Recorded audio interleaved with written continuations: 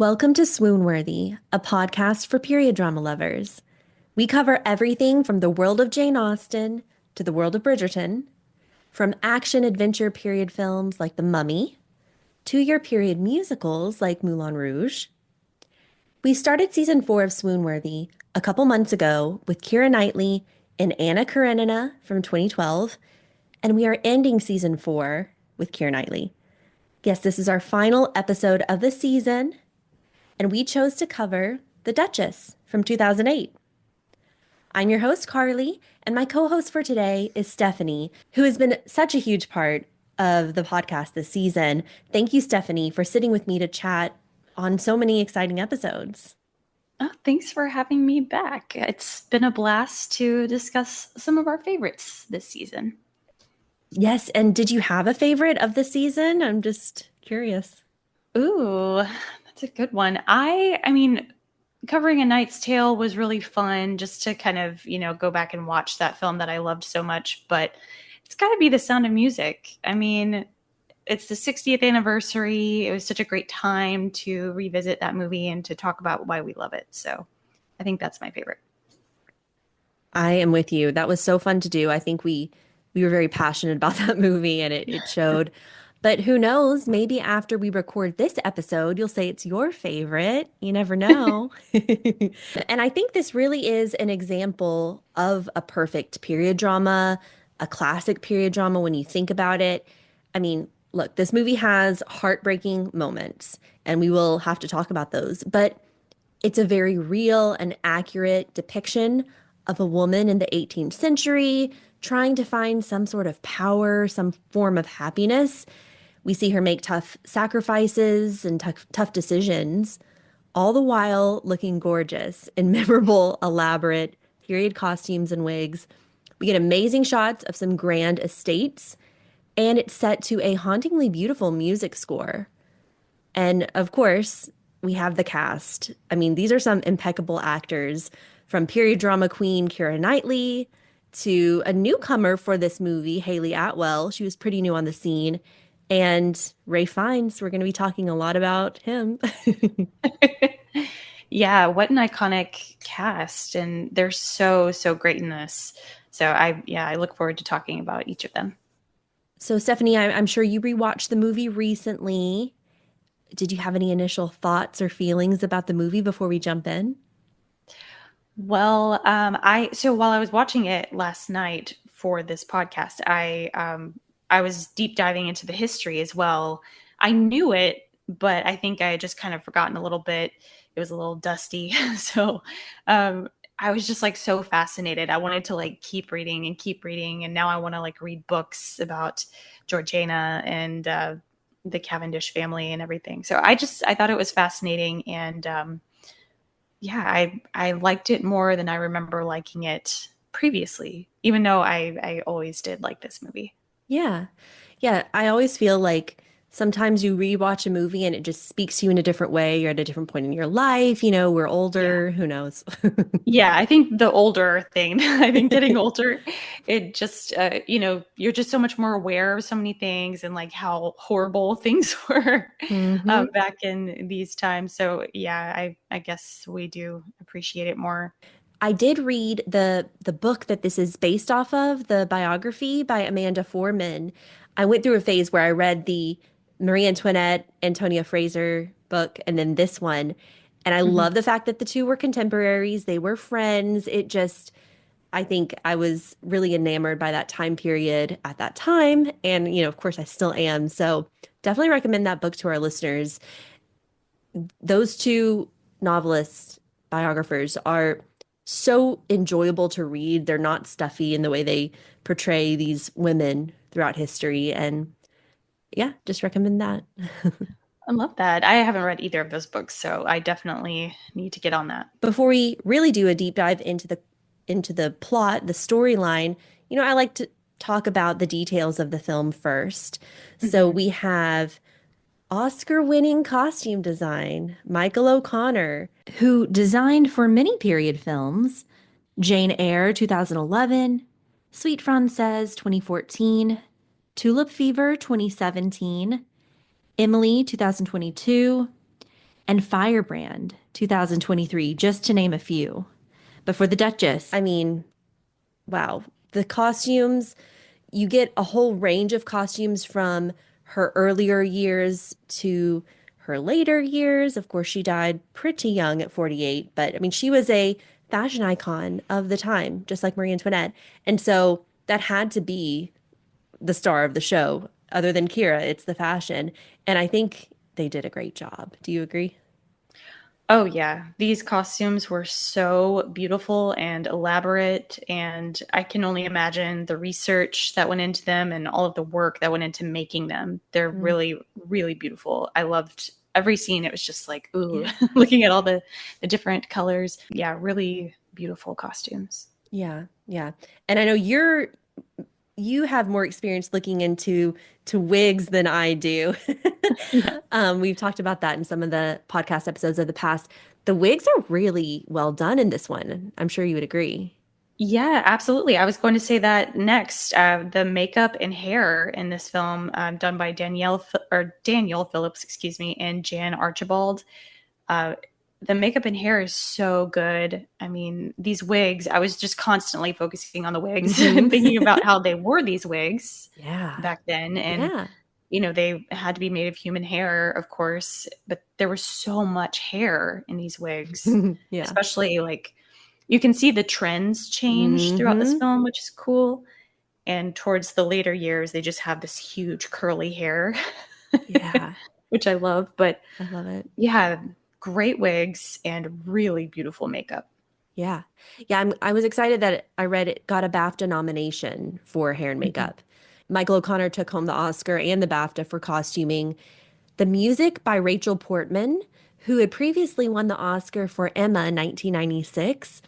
I love this composer. I mean, Emma is so memorable to me. It's such a Mhm. happy, uh, sort of whimsical, lighthearted score. And then this one, it's a bit more heavy, but very regal, I would Mhm. say. I love it. Yeah, that's really cool. And you don't see very many female film composers. So Hmm. I love that. That's very cool. Yeah, I do too. She also did The Cider House Rules 2000 and Chocolat 2001. Oh, nice. Yeah.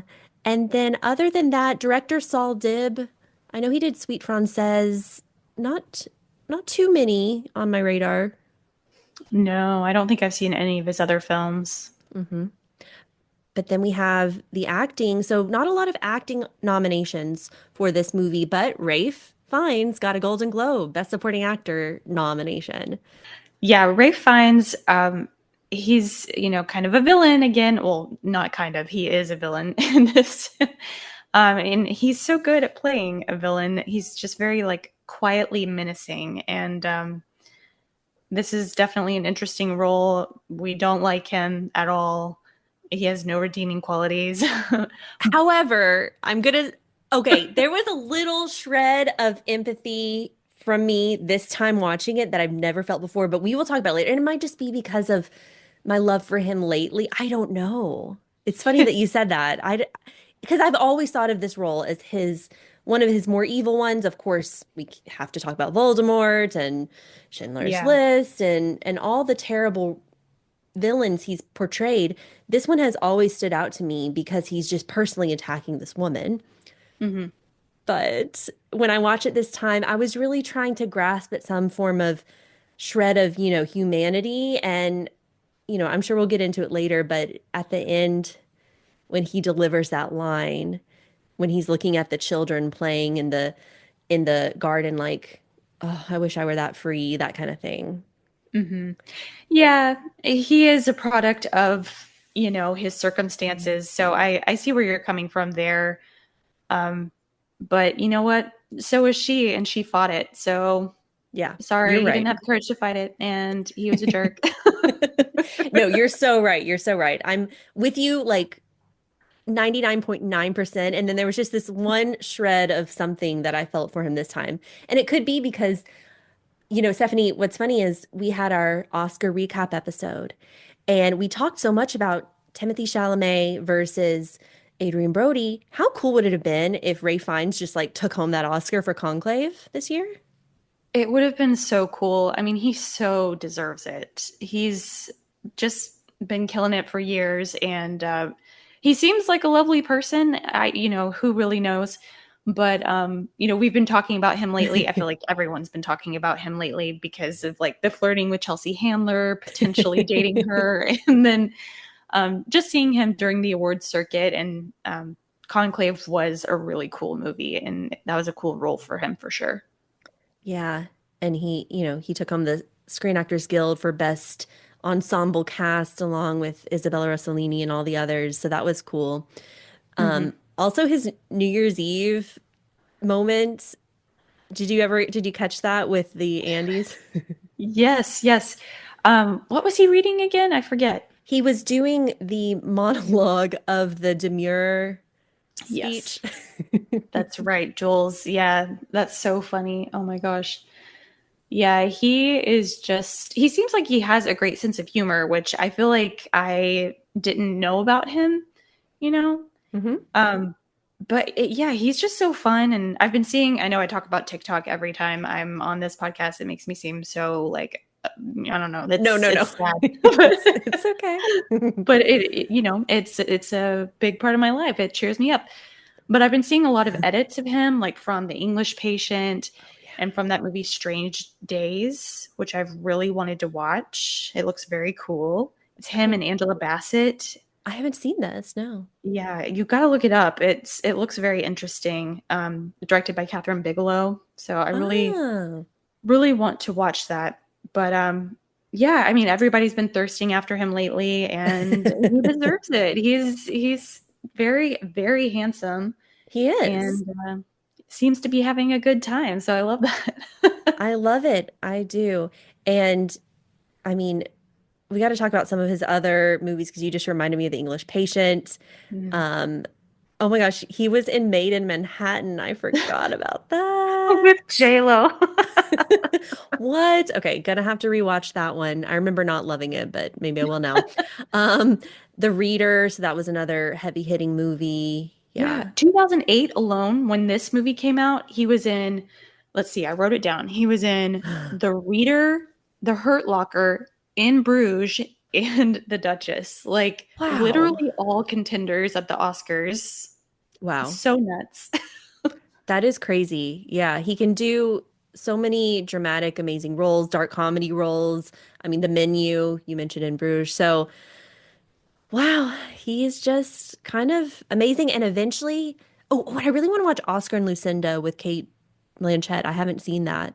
It's like a Oh, very early period film for her.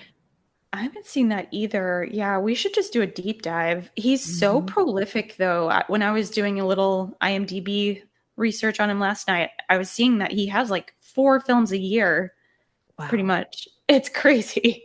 And that upcoming one where he's got his shirt off, what is he plays Odysseus, is it? Oh, yeah. Yeah. Yeah, he plays Odysseus in The Return, and he's got his shirt off in a lot of pictures. He's kind of been working out, I think, and he looks amazing. You got to see this. Okay, we've been fangirling a little bit here over someone who you wouldn't normally think of because he is such a villain so often. But we do this. We do this with Billy Zane. We do this with some of our random actors. They're always like 1 year older than my dad. No way, really? That's so Yeah. funny. Oh my goodness. But I promise you I'll be fangirling over Haley Atwell here in just a moment. And I will over Kira. So, hey. We got it. We got it all covered. Okay, so let's start talking about the plot. Let's just get into it. I'm sure our fans are ready for this. So we start out with young Kira. She's 17, her character, Georgiana. And you think that name is going to be said Georgiana or something, and it's Georgiana. It's even harder to say. Georgiana. Yeah. It's definitely not how we would pronounce it in our American accents, but yeah, Georgiana. Yeah, it's very pretty. And she is a young woman. She's wearing a pretty, like, light blue and striped light yellow or gold dress. And she's she's holding some sort of a party, a little get together in her yard. She's really the leader of the pack, it seems like. She's kind of driving this. I Mhm. mean, it's her house. She's probably hosting, but you can tell the women are looking up to her to see what to do Mhm. next. And so she's constructed this almost like a horse race, but they're men, right? Some aristocratic, nice men, and they're going to Yep. run, run across the lawn, and the women have drawn names out of a hat to cheer them on and maybe even bet on them. It's a cute little Mhm. intro, and you can tell she likes to construct these games, these functions, and that's your initial insight into her character. Yeah, it's a really good foreshadowing moment because we see that she has a bit of a gambling problem later on. And yeah, it just shows how playful she is. And I love like the opening shots of the dress. We just start with Yes. like the train and move up. And yeah, we get to see that she is the life of the party and she's like objectifying these men, which is fun. Like, Let's do it. it's just, Yeah. not what you would expect from a lady, but we love it. Yeah. Oh, yeah. She's got a big personality right off the bat, but she is still trying to be the perfect daughter and play her role in society. So she has a little bit of a flirt with Charles Gray, played by Dominic Cooper.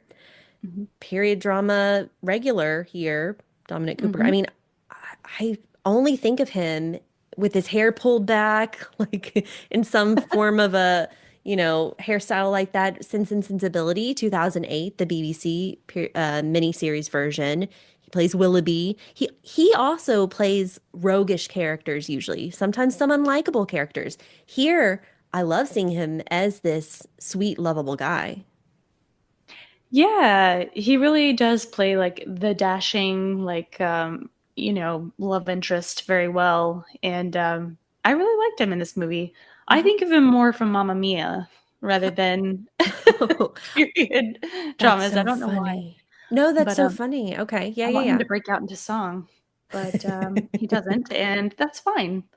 But yeah, he plays Charles Gray, and we do really like him in this movie.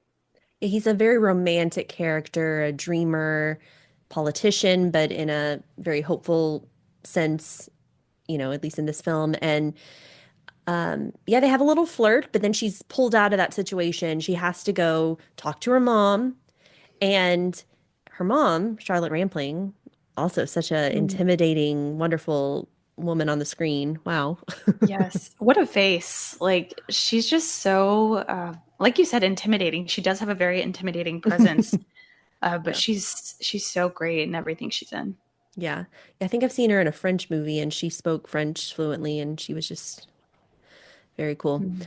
And she has been discussing this marriage, basically negotiating a marriage contract with our man here, Ray Fiennes, the Duke of Devonshire, fifth Duke of Devonshire, William. And, he's watching them through the window.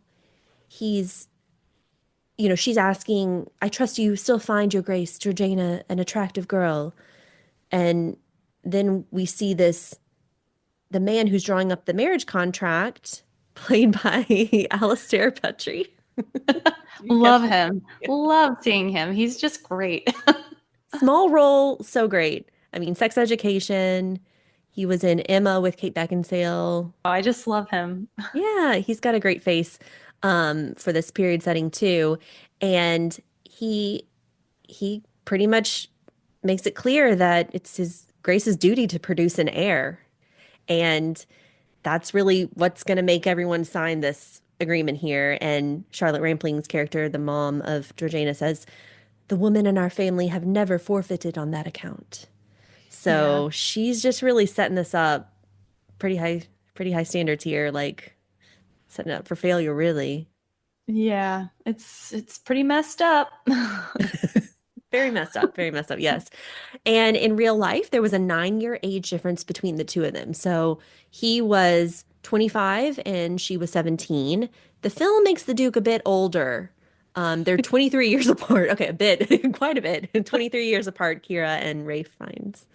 Yeah, Keira Knightley was so young in this. It's so crazy to think about. I mean, she's only 3 years older than us.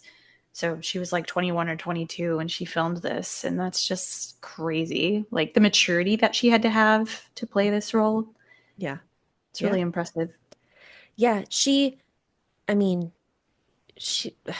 She is to me when I think of period drama queen. Sure, we have our Helena Bonham Carter, Emma Thompson, Kate Winslet, who are just amazing. We have the younger generation. I'm thinking Lily James, Anya Taylor-Joy. But for our Mhm. generation, and when I think of the one period drama queen, I think of Keira. I have to.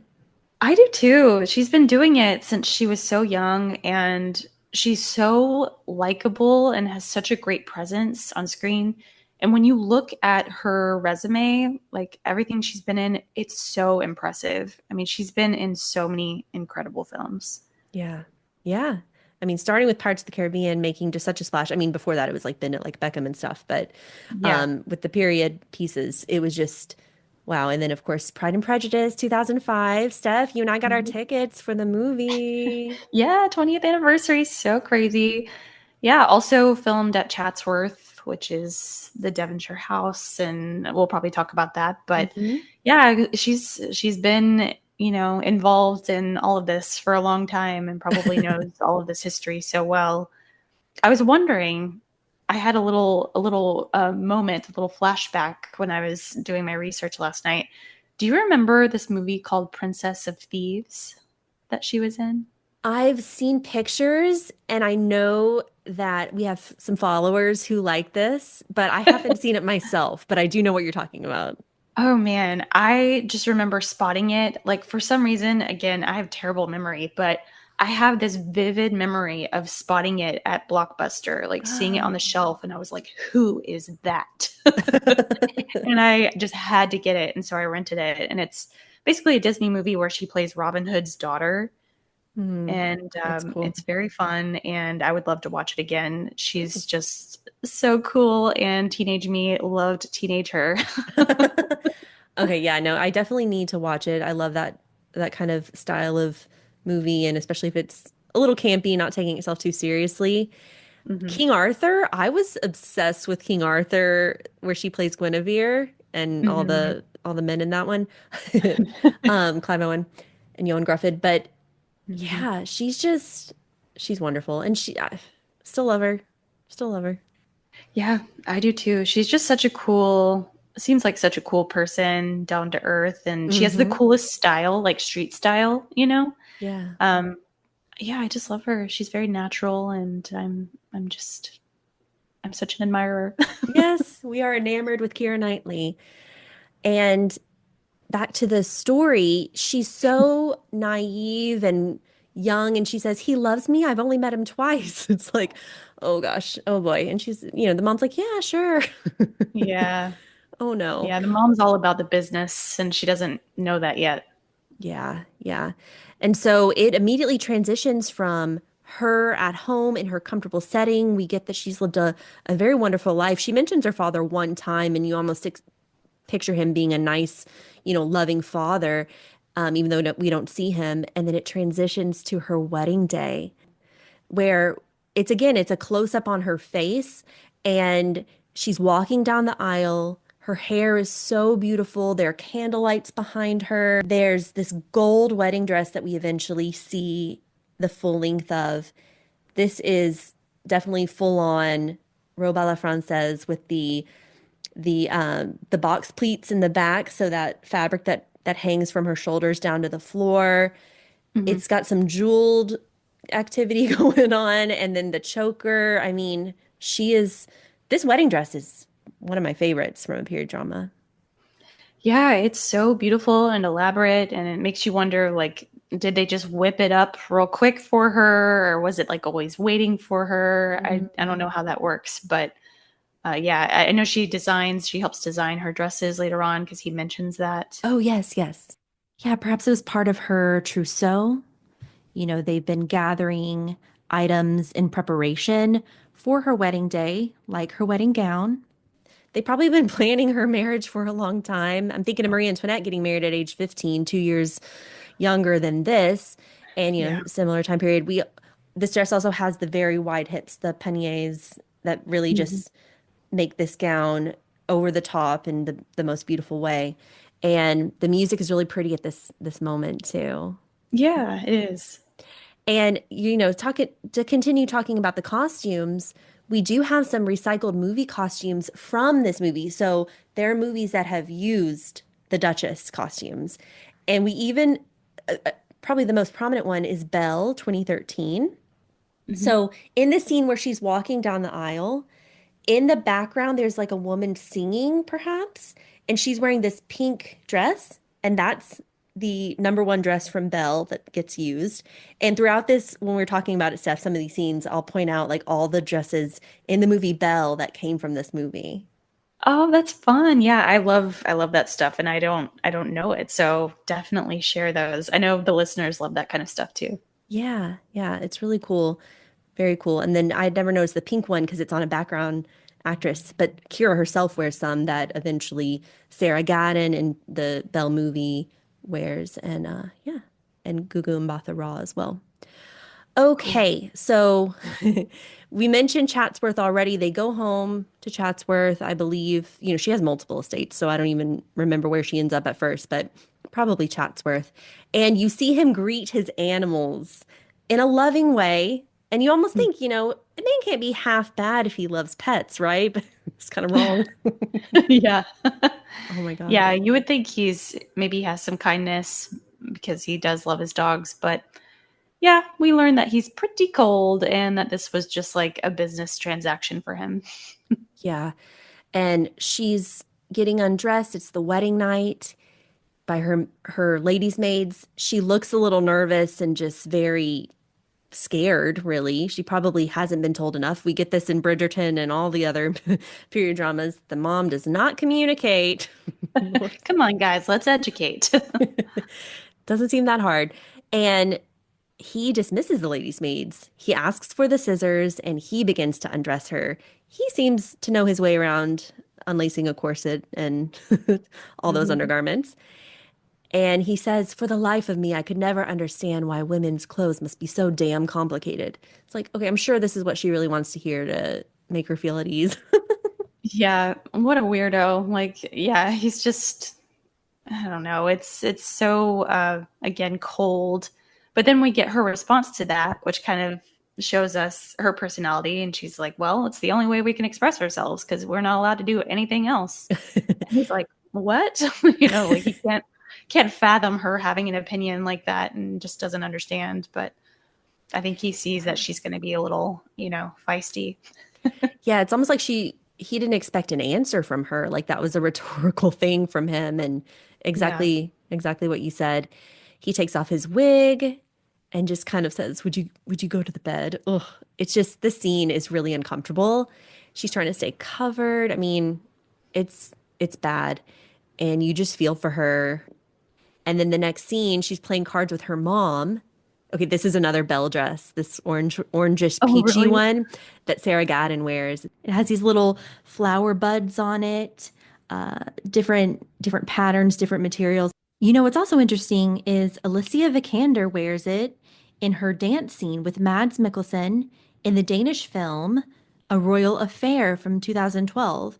So it's actually been worn at least three times in period film, and it's very pretty. But okay, back to the Duchess, this scene between Georgiana and her mother, and she's saying, when we're together intimately, and then the mom cuts her off. I know it can be a bother, but it's only until you give him a son, then the occasions will become fewer and less determined. So it's like she didn't prepare her, and now she's just brushing her off. Yeah, it's interesting that I love that she feels comfortable enough to just talk about it. She's not like shy and, worried about her reputation or anything. She's just like wanting someone to confide in. And yeah, again, her mom's just like, this is your duty. This is what you're meant for. And I know it sucks. I went through it too. It's so gross. It is. It's very, yeah, because she's very warm, Georgiana. She's just like, he's not unkind, but he never talks to me. Like, oh, this is where he says, you know, she mentions her father. I think she was expecting someone more like her father. He is Mhm. not. And then we cut to a political dinner that the Devonshires are hosting. And it's this row of men at the table. We get someone standing up and speaking. this character is really fun, Mr. Fox, a political party, the Whig Party. Mhm. And, he's giving a speech talking about freedom and moderation and all this. And they have, a little private conversation here at the table where she's, again, speaking her mind freely and she seems educated and can think on her own. And he recognizes this as a woman worth talking to. Yeah, I think that's so cool how they don't like laugh at her or like, tell her that it's not her place to have opinions. They love talking to her. And Yeah. I love in this part, she says the concept of freedom is an absolute. There's no such thing as being moderately free. And I love that. I think more people need to hear that and understand that. But yeah, Yeah. it's really cool that she was so outspoken. Yeah.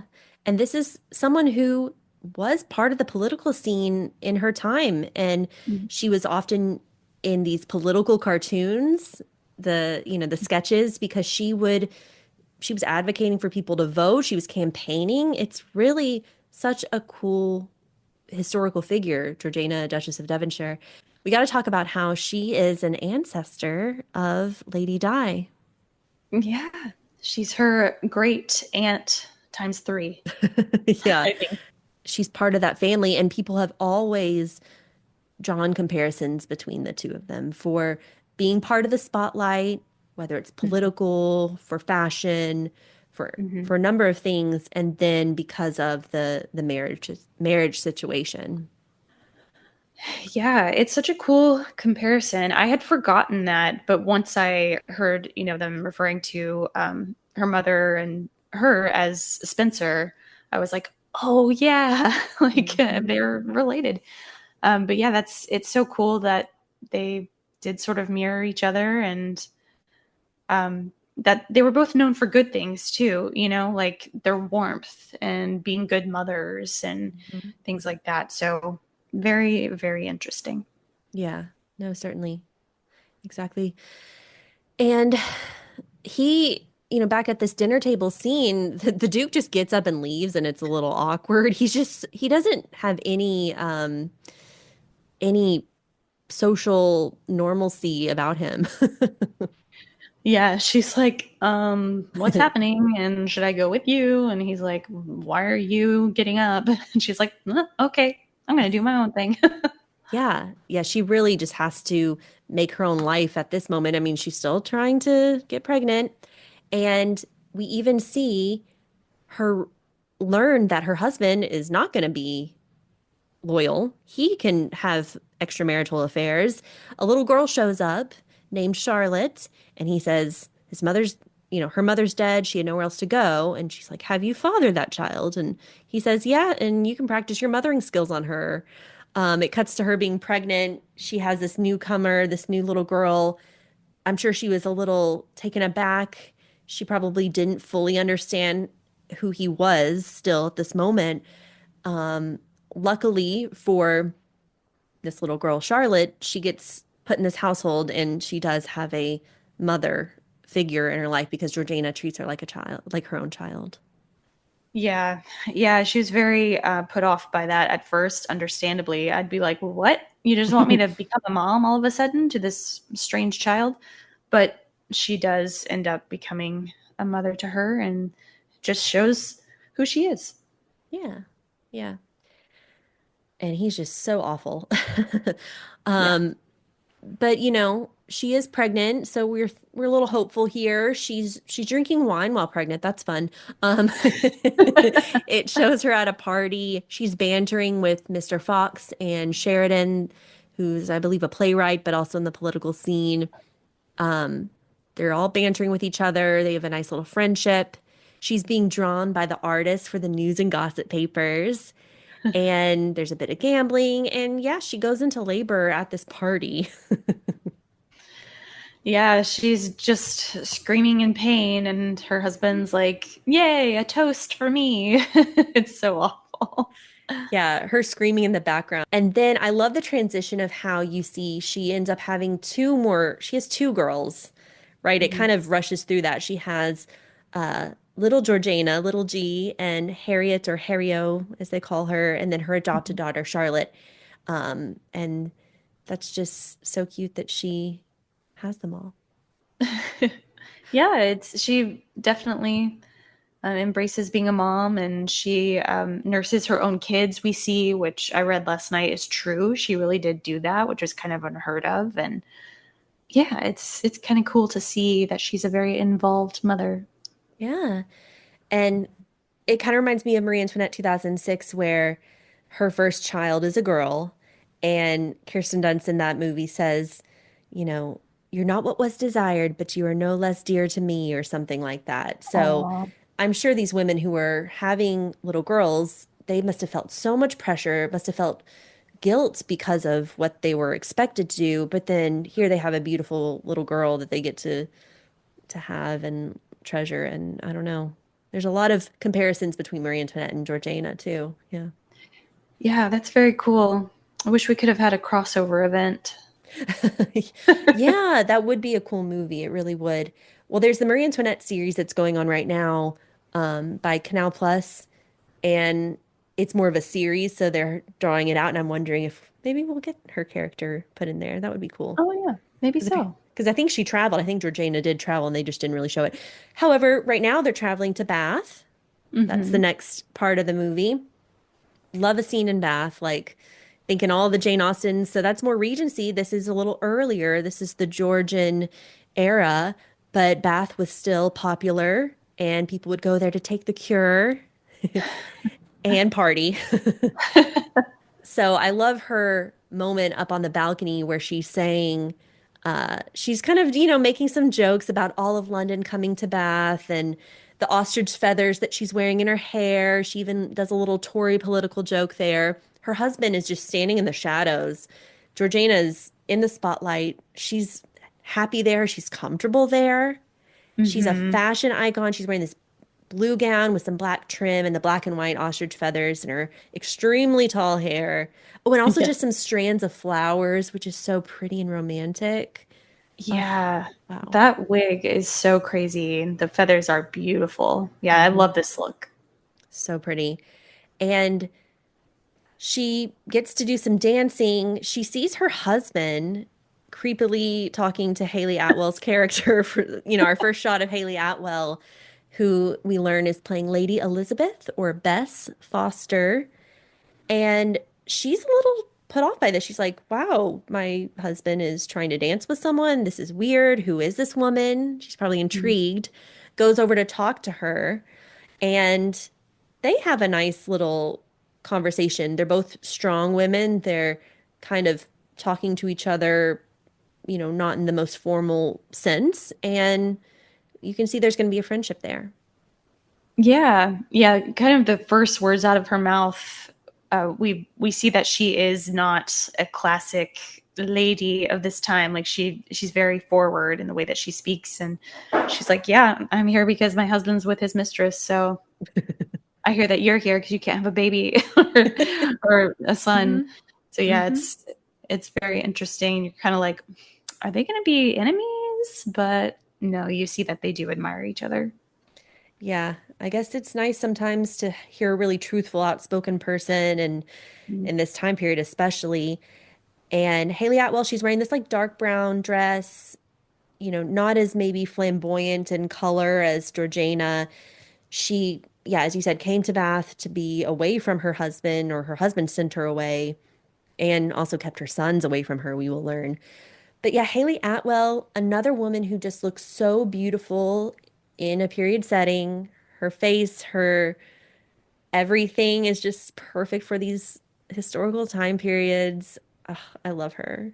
Yes, I love Haley Atwell. I think my favorite character of hers is probably Peggy Carter from Captain America. I love that first movie and love seeing her in the 40s fashion, playing, you know, this tough character. But yeah, she's been in so many things. And I remember listening to a podcast with her. It was the Happy, Sad, Confused podcast with Josh Horowitz, which I love. This was a long time ago. She was talking about like how she knew that she was pretty. She's like, I know I'm going to be treated differently because of my looks. And I was kind of like, whoa. Like I was a little put off by it, but honestly, like she was just speaking the truth. She is very beautiful. She is beautiful. That's funny. Yeah, and I'm not actually a fan of the Marvel films other than Iron Man 1 and this one. The first one, the first Captain America with her and yeah, Chris Evans. So I love that, yeah, 40s look. And I know she had a spin-off. I would be interested in watching that because I do like her. So Hmm. before this, she was Mary Crawford in the BBC Mansfield Park miniseries. And then the same year, 2008, of The Duchess, she was in A Brideshead Revisited remake that I am the only person in the world that loves. I swear no one loves this movie but me. I mean, have you seen this one? Yeah, I think this is like the only one I've seen. Yeah, Brides. Yeah, there's Is one. this the one? Sorry, is Matthew Good in this one? Yes, yes, Yeah, I've and seen then that with one. Shaw. Yeah, but there's an earlier one with Jeremy Irons that's like a fan favorite. Hmm. And I love her as Ella's mother in Cinderella 2015. Yeah, yeah, that was a good little cameo moment. Hmm. Yeah, we love that movie. Yes, and she's so pretty as a blonde even. I mean, she can I didn't expect her to ever rock a blonde hairstyle, and there she is. And then Howard's End, the 2017 miniseries version, very well done, very underrated. Yeah, our boy Joe Quinn, so good and awkward in that. Yeah, that's a really good adaptation for sure. Hmm. Hmm. And so we get to see this friendship spark up. The next scene is one of my favorite scenes where they're just walking in the park, Georgiana and Bess, with some parasols, and their dresses are both striped and look really beautiful together. I love the one that Kira's wearing in this, where it's like a almost like a teal blue striped dress. It's more like a light green and some light mauve touches and a bit of off-white stripes too. And then the wide-brimmed hats we're starting to see with the feathers and flowers. Like, oh, I just want to be in this scene in this costume and just walking around. Even if my husbands are horrible, I want to walk there and be them with the little children running around. It's just picturesque and lovely. Yeah, it's so beautiful. And these are some of my favorite gowns too, because I just love stripes. Like Yeah. anytime I'm given a stripe in, a period piece, I love it. And yeah, the parasols are very pretty. And like you said, the hats are starting to come in. Hats become huge for her, literally. And Yeah. yeah, it's fun to see. It's one of my favorite costumes for sure in the movie. Yeah. Yeah. It's so romantic. I keep saying romantic because that's just the feeling I get from some of these colors and the aesthetic. Another one, so first off, just love this time period. We've been talking a little bit about Belle 2013, Marie Antoinette 2006. Barry Lyndon. Have you seen Barry Lyndon? No. It's this movie from, let's see, 1975. And the costumes are by Milena Canonero, the same as Marie Antoinette 2006. And there's a dress that looks just like this striped gown in it. Oh, So you'll have to check that out. Barry Lyndon, I think you would really like it, Steph. In Cabaret, the actress who plays the side character woman, Maria, what is her name? You know who I'm talking about. I do. Yeah, I don't know her name, but I do know who you're talking about. She's in it and she looks amazing in that dress. I'm just gotta Aw. say. Marissa Berenson, that's who it is. Other movies from this time period, just calling out real fast: Amazing Grace, 2006, A Royal Affair, 2012, The Scandalous Lady W, 2015, Queen Charlotte, a Bridgerton Story, 2023, and Mhm. one of my favorite series of all time, Poldark. Yes. That's weird to think of Poldark at the same time. I don't know why, but Yeah.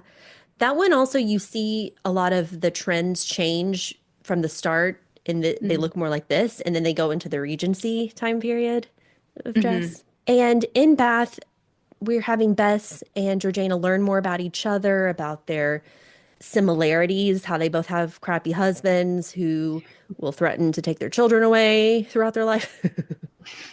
Crazy. Crazy. And then, I mean, this is something I will always remember from that movie is when she says that It's not illegal for a man to beat his wife with a stick unless the stick is thicker than his thumb. Crazy. Yeah, it's awful. Yeah, she sees the bruise on her, and yeah, she's like very matter of fact about it. Even though you can tell there's a sadness, there's the trauma there, but she's like, well, he can do it. So Yeah. Yeah, their personalities are so different. She takes life as a fact and deals with reality different, in a different way than Georgiana does. And, hmm they make for great friends, especially here in the beginning. But then hmm we definitely see, them come to terms with some differences later. yeah. And, they're even a little flirty in the beginning, would you say? Yeah, we see that sort of come, really to fruition, and we're like, oh, is this going a different way? And I love that. I think it brings a more interesting element to the film. Hmm. And in my research that I was doing last night, some people did suspect that they maybe had a romantic relationship. It's not really known, but Yeah. kind of cool. They were living together. This is menage a trois, literally, where Yeah. she comes to live with the Duke and Duchess of Devonshire. It almost reminds me a bit too of Princess Lamballe and Duchess de Polignac. There were always rumors with Marie Antoinette and those women, and Mhm. there were rumors here. We'll never know. I feel like if they made this movie now, almost getting close to 20 years later, they would Mhm. have maybe made more of that scene or do you think they would have done things a little different or like added to that scene or Yeah, I would love to see it go that direction. I would love to see a different take on yeah. their relationship because she was there to the end, until the end of Georgiana's life. So, it's such an interesting situation that they had to be so public with, Yeah. this agreement that they had. But yeah, I would love to see it go like the sapphic route. I love that. And you're right. These days we're just so much more accepting of that, and a lot of people like to lean into those queer stories, which I love too. So Yeah.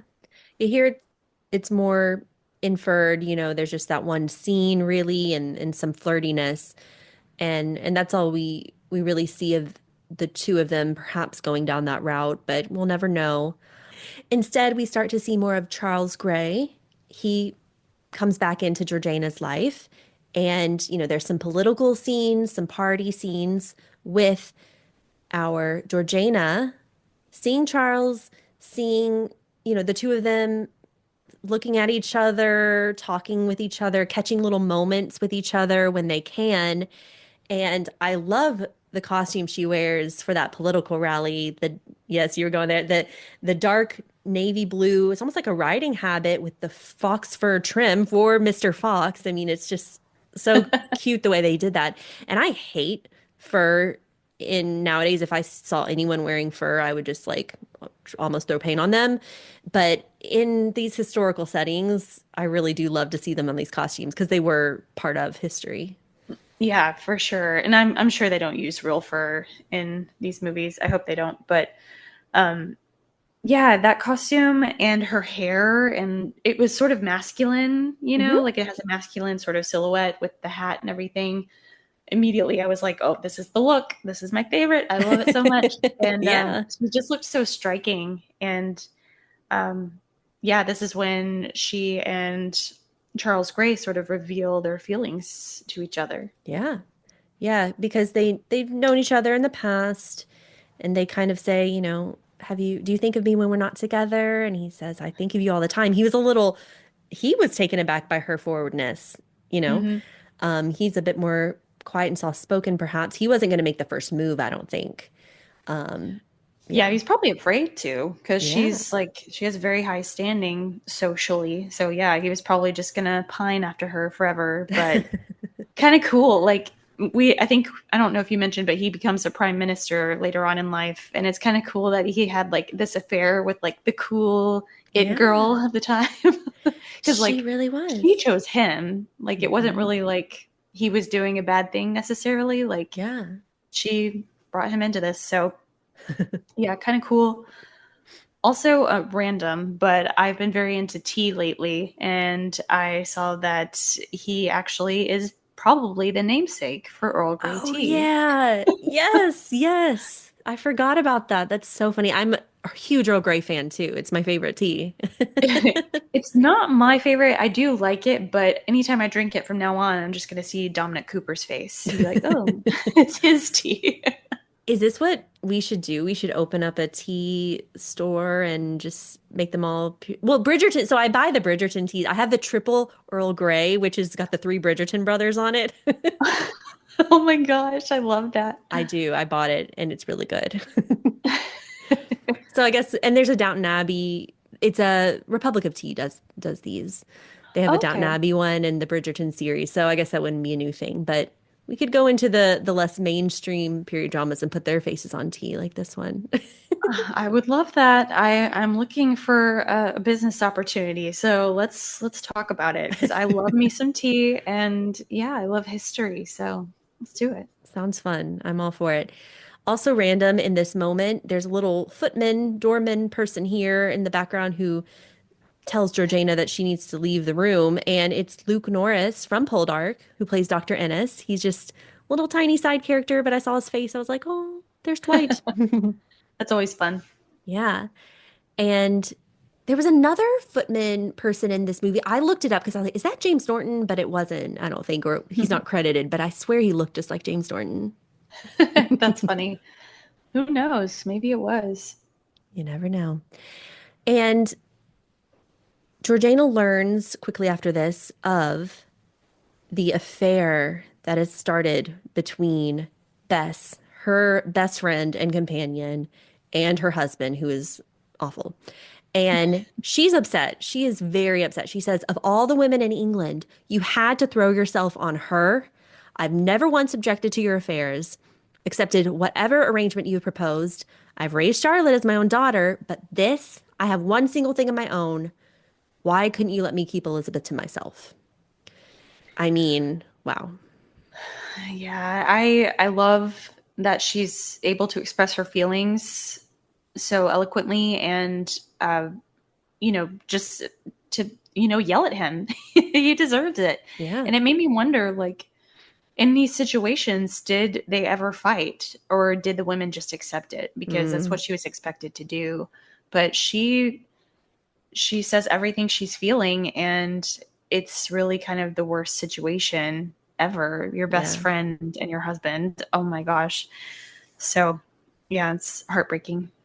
Yeah, and to take it a step further, he's not going to kick her out. He's going to keep Bess there in front of her because at this point she feels betrayed by her friend, so she doesn't want Bess to stay there anymore. Um, Mhm. and he's like, "No, it's my right to have her here. As a husband, I fulfilled my obligations, but as a wife, you have not." I mean, always throwing that back at the woman. I mean, so many period dramas. I'm even thinking Anne Boleyn had such pressure on them to have a male heir. Ugh.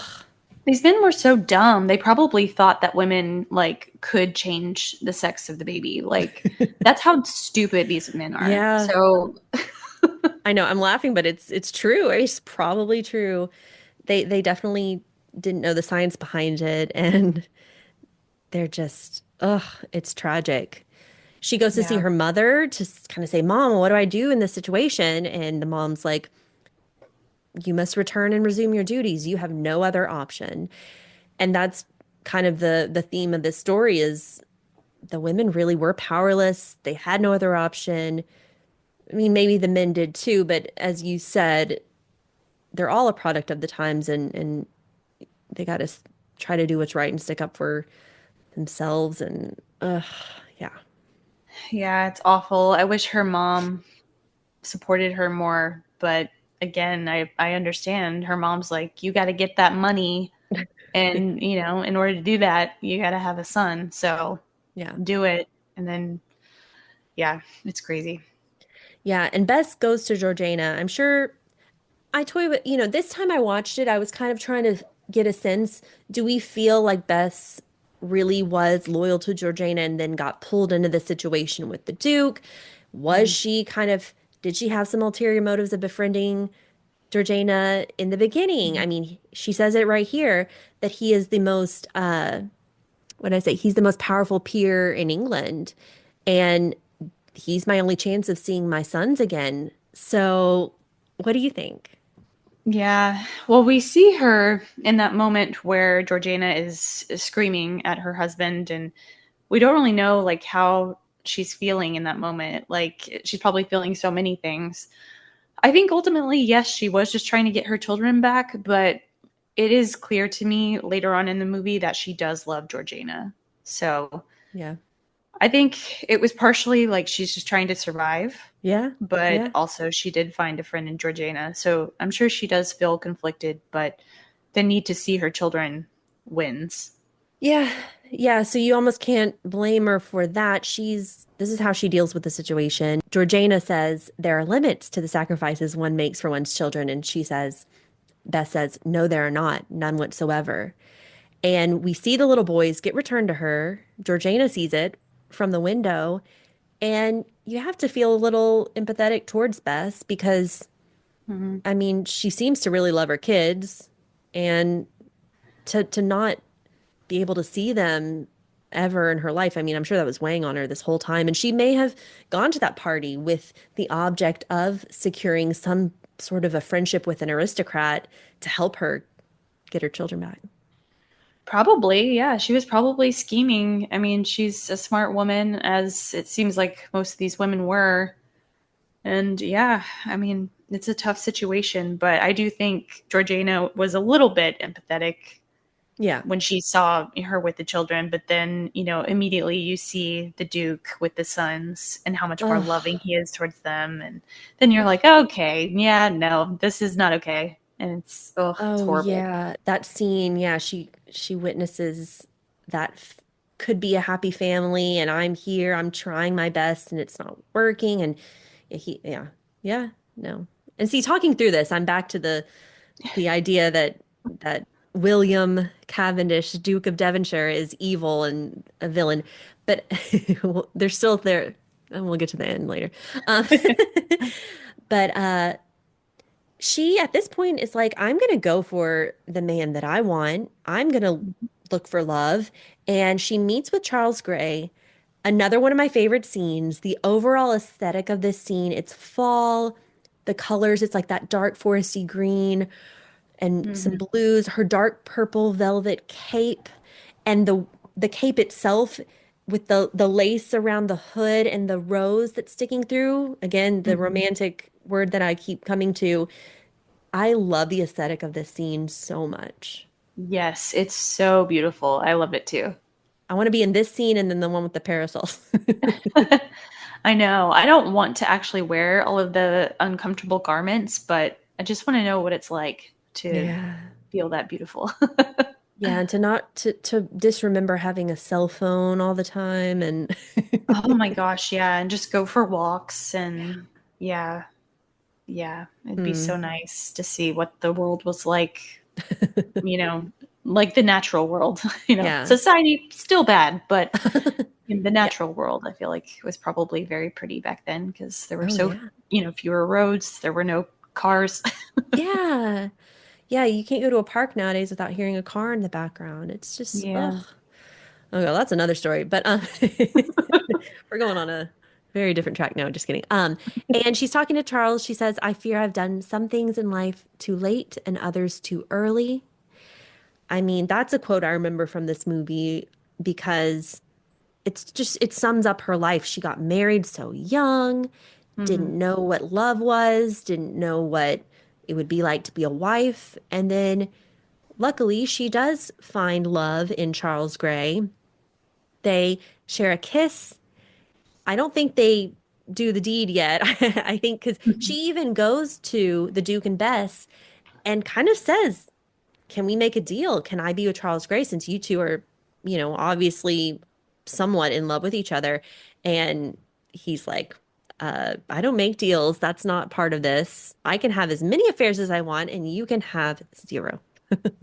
Yeah, she was trying to do it the right way, if there is a right way, like Hmm. say, I haven't done it yet, I'm going to, but this is this is what we can do. We can have an agreement. And yeah, he's like, nope, you are not allowed to do that sort of thing. She's like, what?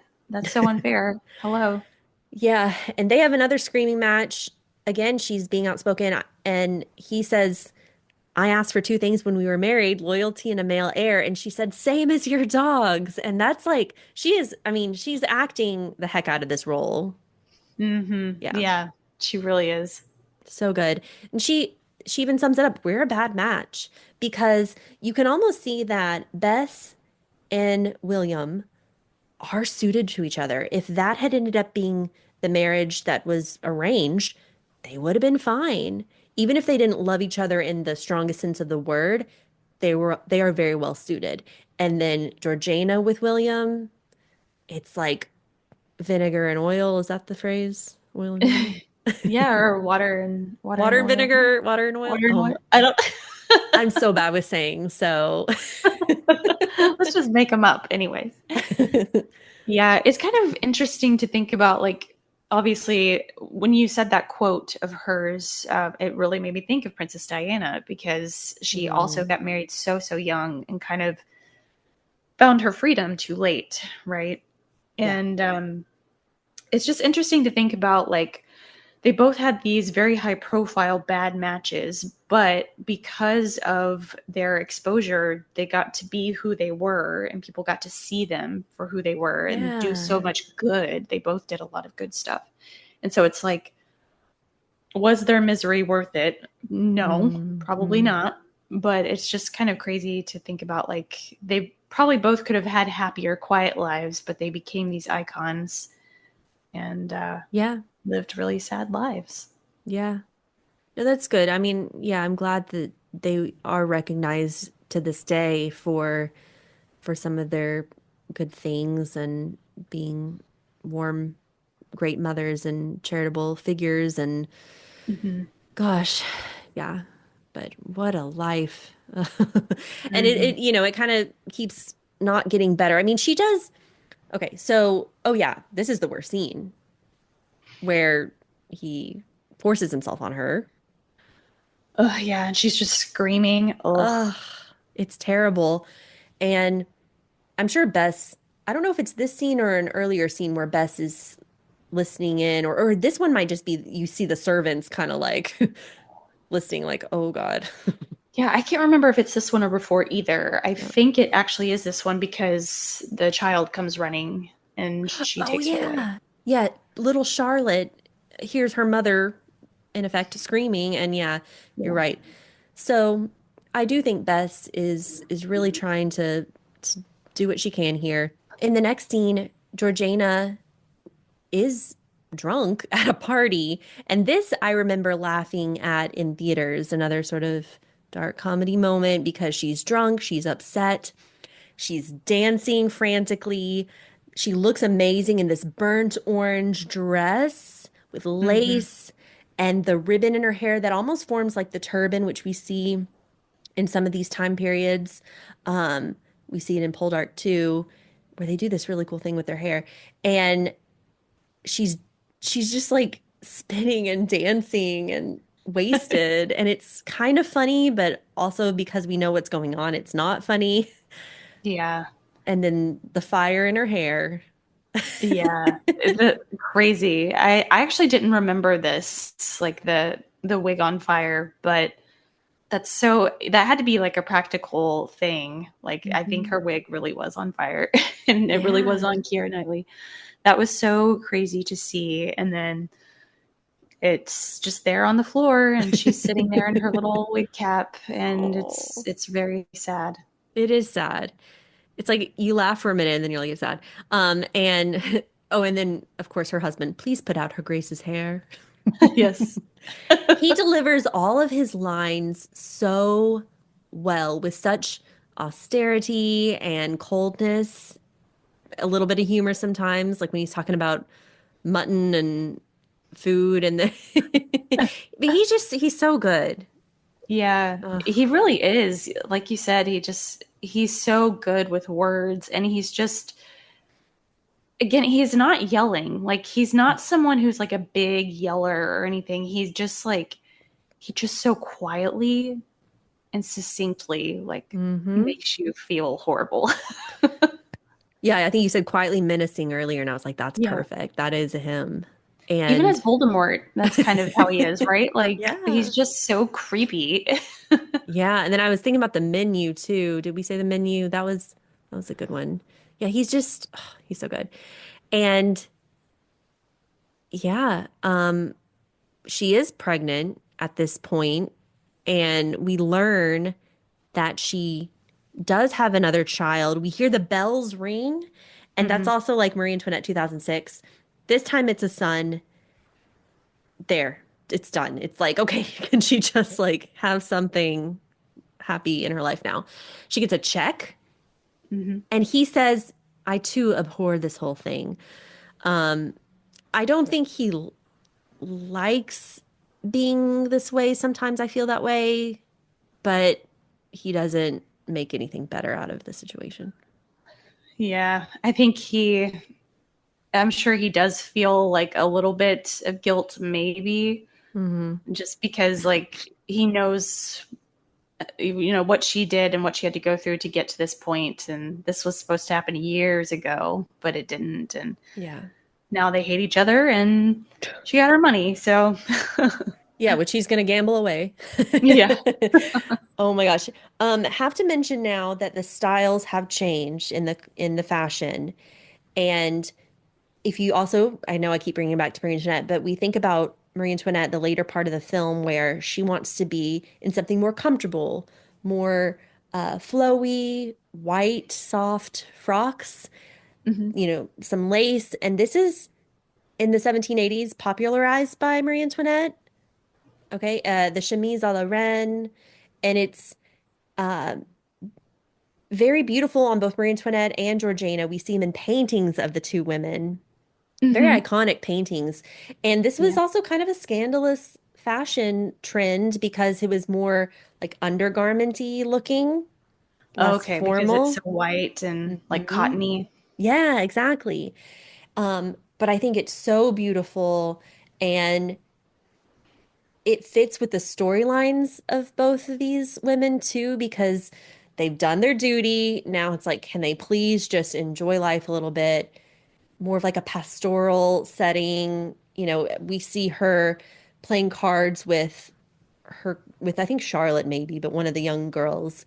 And Hmm. she's in the wide brim hat with the white frock, and still over the top with the hair and the hats, but a Hmm. little more relaxed in the fashion of the dress. Yes. Yeah, I love this new look on her. And again, the makeup is so beautiful throughout this. Like they don't look like they're wearing makeup, but she has like the most perfect eyebrows and Hmm. the most beautiful eyes, and I Yeah. just love it.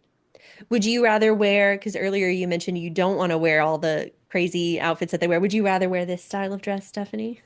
Yes, definitely. I think it's such a pretty style. And you mentioned the paintings. There's that one, I think it's Gainsbourg Hmm. who I think does that so. that big painting of her in the big huge hat and the white dress. It's just so beautiful, and Yeah. it's very I don't know, it feels like a painting. So Hmm. it'd be cool to look like that and stroll about Chatsworth. Oh, yes. Yeah, and I wrote down there's also a famous one by a female artist, Elizabeth Louise Vigée Lebrun. Maybe that was Marie Antoinette's famous painting, but yeah, there when you think about these women, you picture this style almost more than the Mhm. previous styles. Yeah, that is true. That is true. And they were older and wiser and Yeah. Then we see Charles Grey return into the scene. We're kind of like, where did he come from? And he says, I received an invitation. And we're like, okay. And you're like, could her husband have been a good person and done that? No. Um, we learned that it was Bess's doing, and she said, no one must know. So this is another like tick for Bess being a good friend. Check mark there. We also, he does mention the French Revolution at this time. So that's kind of a nice historical like plug in there, Mhm. even if we don't get any direct references to the revolution. But it sounds like the husband's away in London. they're having a party and there's gambling going on. This scene is also very reminiscent of a scene in Barry Lyndon where there's some eye contact being made. They're flirting a little bit, and she's going to give in to this affair now. She's done her duty. It's time. Hmm. Yeah, she's like, it's time for mom to have a little fun, and she she Yeah, has that fun. exactly. And she ends up going to Bath.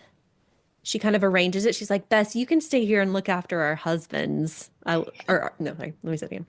She says, Bess, you can stay here and look after our husband, which I love that sassy comment there.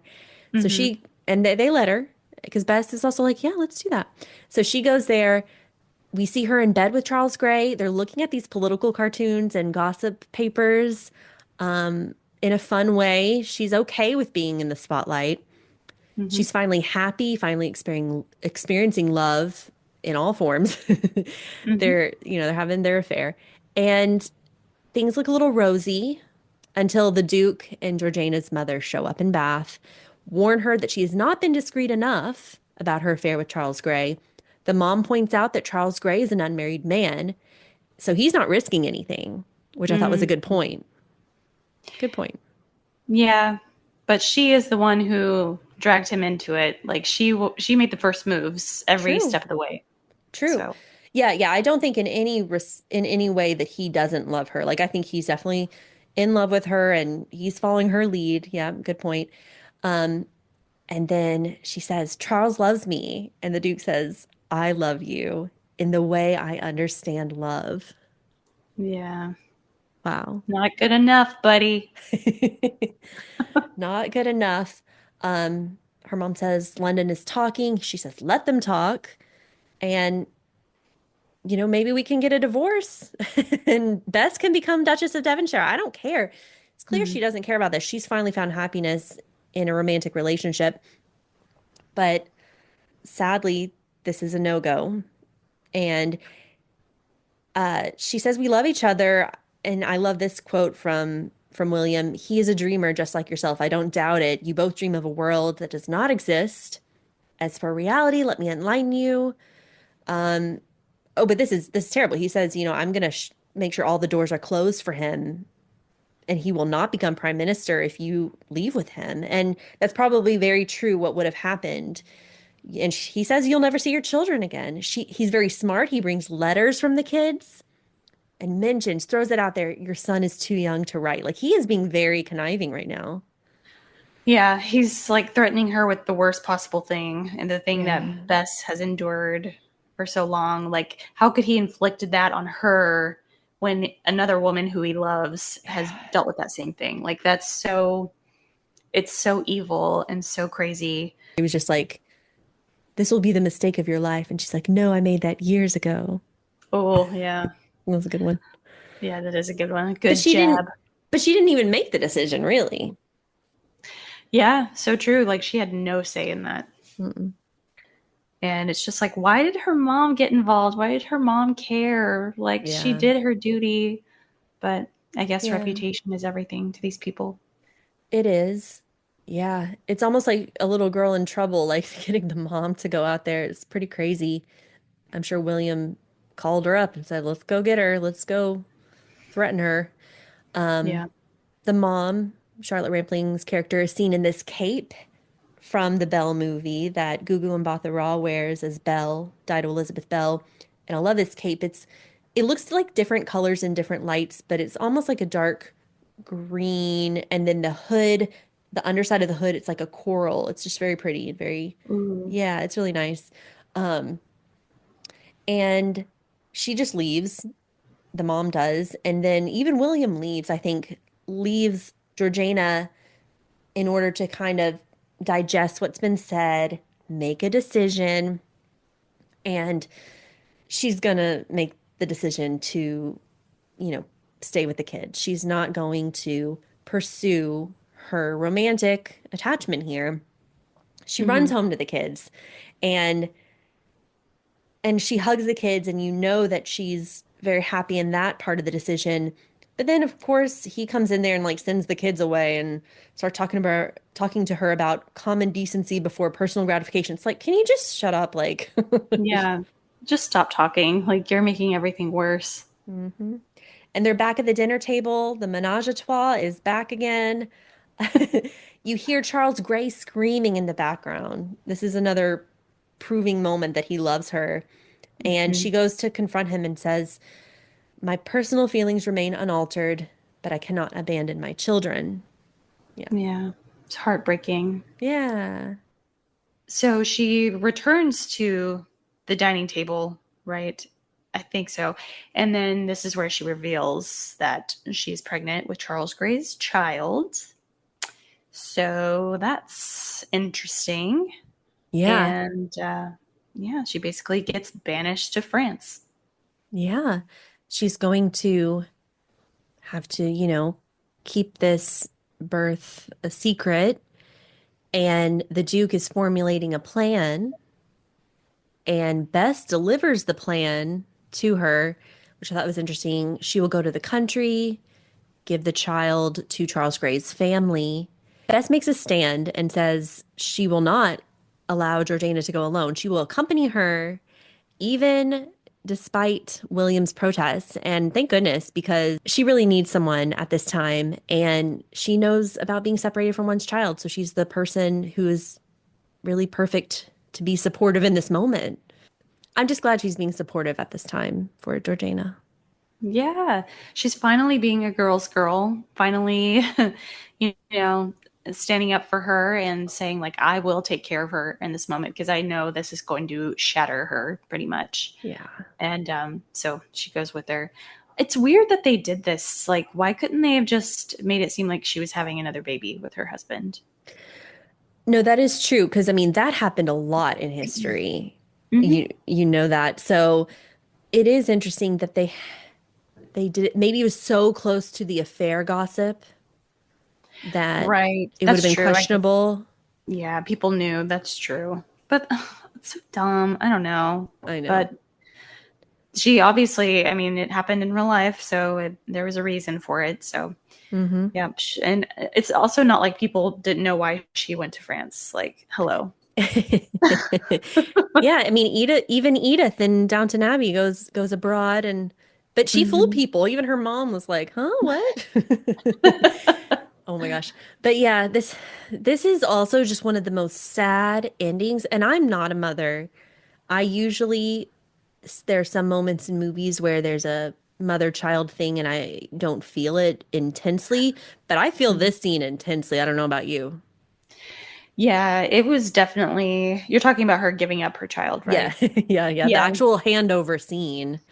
Yeah, that was pretty excruciating. Oh, yeah, I'm the same way. Like I don't really know what it's like to have that motherly feeling. So sometimes I'm kind of like, nah, well, but Right. in this case, yeah, it's so sad and Keira Knightley does such a great job and you can just Mhm. tell like this is going to change her forever, of course. Yeah. Yeah. It's not just another kid to her, another baby she's popping out. She's feeling it. And when she looks at him one more time and then she hands it over and then the man doesn't even take the baby. They give it to The nurse. the nurse. Um, and the parting is just so sad. And then they get in the separate carriages. It's like he doesn't even want to be with the child. I don't know. But anyways, it's just so sad. Oh, and the final thing, her name is Eliza.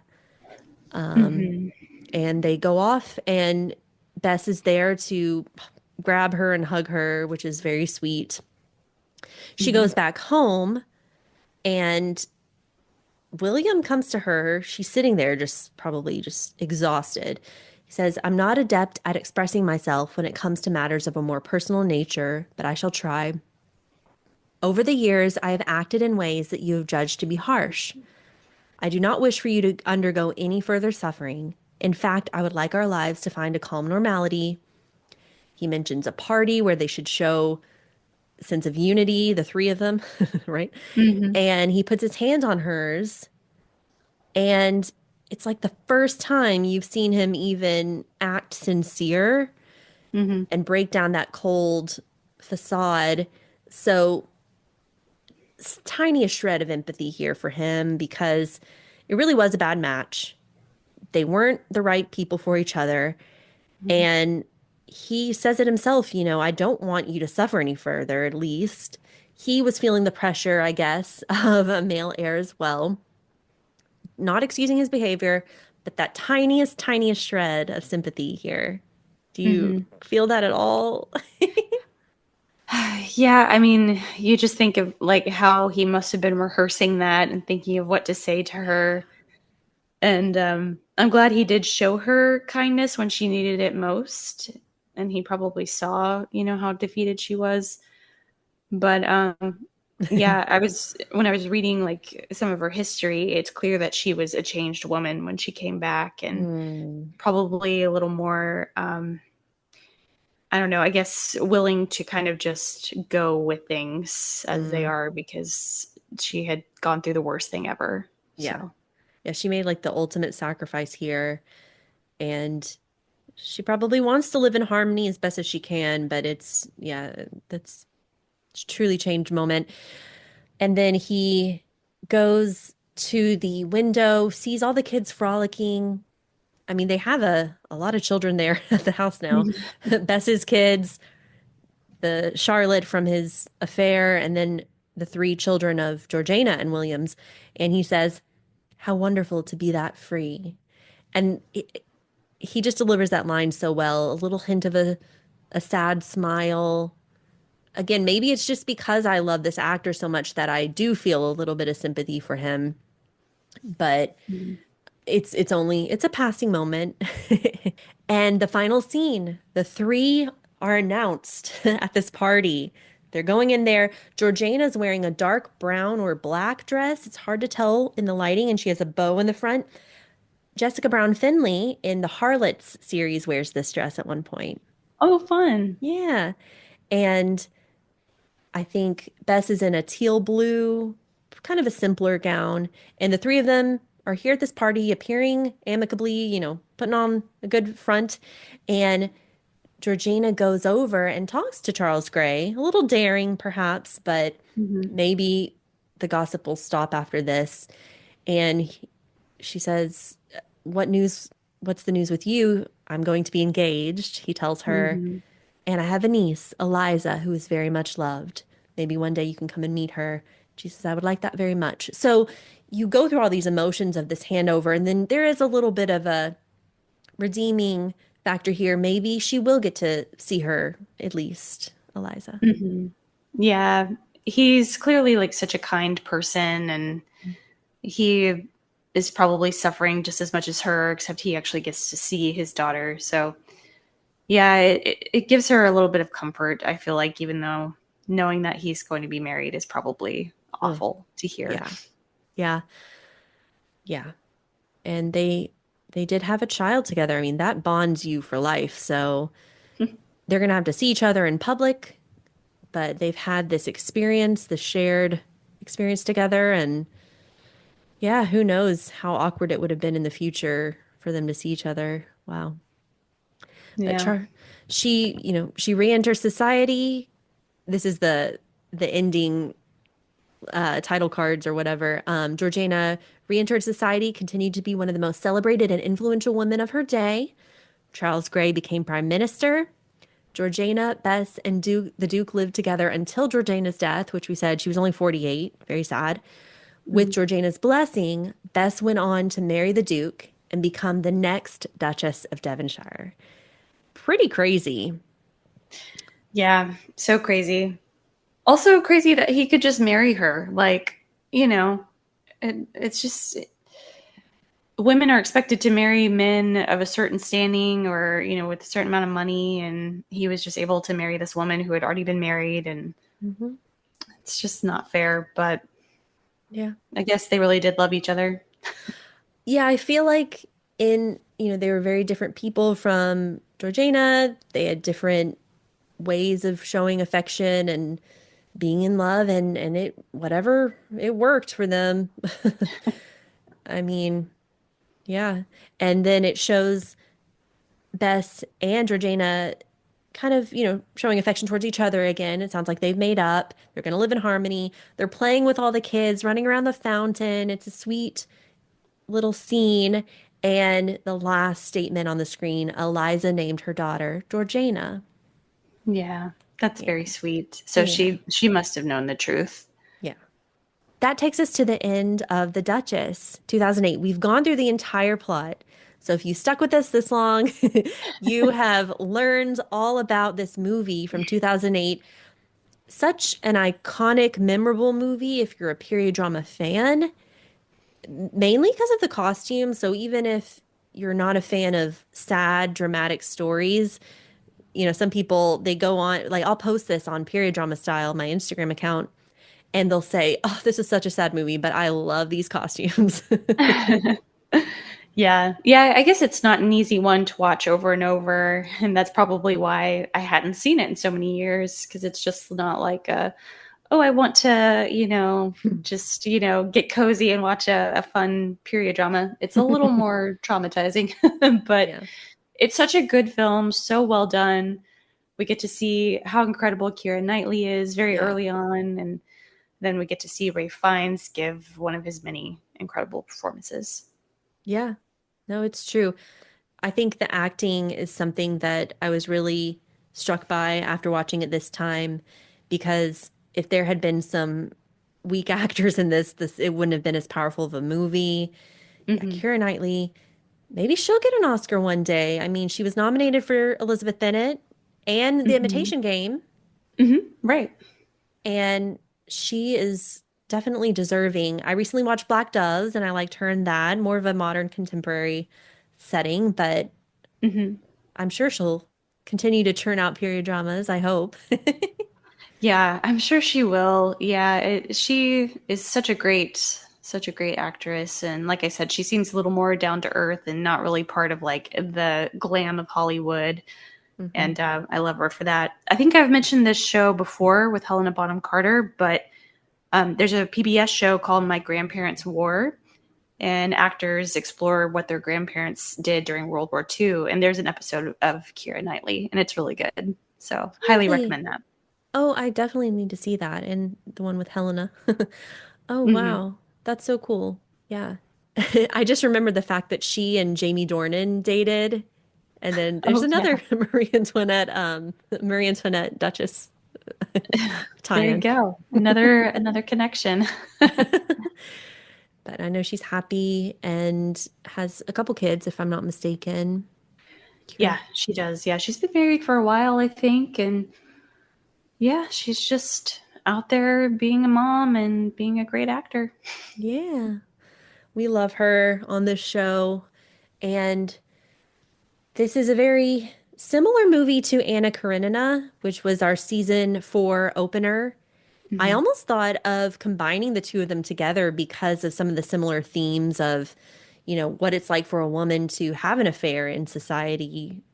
The Oh men can yeah, have as many as they want, but the women can't. But clearly, we had enough content for a full episode for both. yeah. That would have been a really long episode, especially if I was involved. Sorry, our episodes are always so long. Ours are long, but we do put research into it, and hopefully our listeners can tell. And we're passionate about our subject matter. So, yeah, I think this was a great finale episode, Stephanie. Thank you for sitting here with me, going through the Duchess, going through all the costumes and details of the film. Thank you for all of your insights and historical facts. Yeah, of course. Thank you so much for having me on this finale episode. I had a great time rewatching this movie and talking about it with you. I feel like this one was like right up our alley with the historical aspects of it. Oh yeah, it was a perfect one to end season 4 with. Thank you all for listening to Swoon Worthy. We have been on a journey through 4 seasons. We're going to keep going with this. Maybe a little mini season in the summer, but 100% coming back in the fall. We love our fall period films. So stay tuned for that. Inviting you all to join us on Instagram at Swoonworthy Podcast. We have a Patreon. You can be a free member on Patreon. Of course, we have different tiers there, but invite you to join us there and continue to listen to us on Spotify. YouTube, iHeartRadio, Apple, the works. And if you know someone who you think would enjoy our podcast, send them a link. We would love to keep growing and connecting with people who have a similar interest in period dramas. So that's a wrap for season 4. Thank you, and we'll catch you next time. Bye. Bye.